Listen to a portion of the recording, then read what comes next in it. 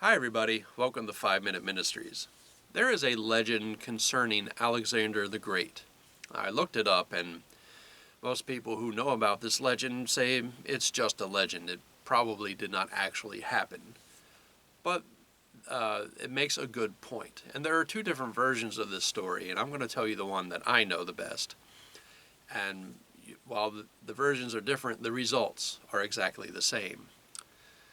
There was a man who deserted the army of Alexander the Great.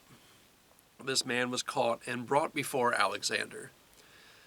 Now, the charges were being read, and this man hung his head low and just stared at the floor in disgrace. And when the charges were done, Alexander told the man to lift his head and look at him. And Alexander the Great looked into this man with great intensity and great anger. And he asked the man, "What is your name?" And the man says, "Alexander." Alexander the Great stands up with indignance and even more anger. And he says to the man, "Change your conduct or change your name." Now, Alexander the Great, of course, as history tells us, he was the greatest conqueror the world has known.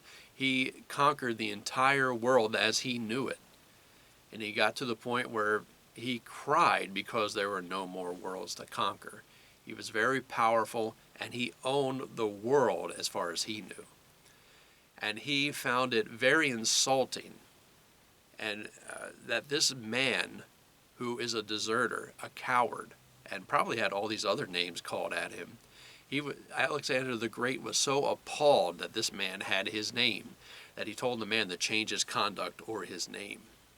Now, considering what my series is about, so don't call yourself a Christian if, I want you to think about this from God's perspective, because God owns the entire world rightfully. He owns the entire universe. He's the creator of it, therefore he owns it. He is very powerful, and he gets very, very upset when there are people who are called by his name who do not rightly represent him. That we go out of our way to serve other gods, or we go out of our way to serve other people, or we do not present him in a positive light. Maybe you've heard people say, "Well, if that's what a Christian's like, I don't want to be one." If that's ever been said about you, you need to change your conduct, or you need to change your name.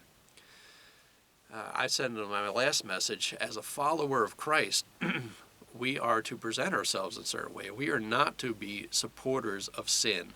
We are not to support anything that has to do with sin.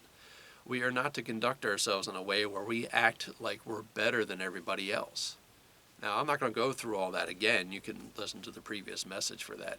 But the point is, and this sums up the entire series nicely, you call yourself a Christian, and you are nothing like the God you claim to serve, you need to change your conduct, or you need to change your name, because you are not a Christian. And if you claim to be one and you do everything that proves that you are not, then why are you calling yourself one? Why are you calling yourself a follower of Christ if you don't truly follow Christ? And that is the whole point of this series. So I want you to examine yourself. Am I his in the first place? And if I am, how am I conducting my life? Is my life reflective of that? If I were on trial for being a follower of Christ, would I be found innocent or guilty?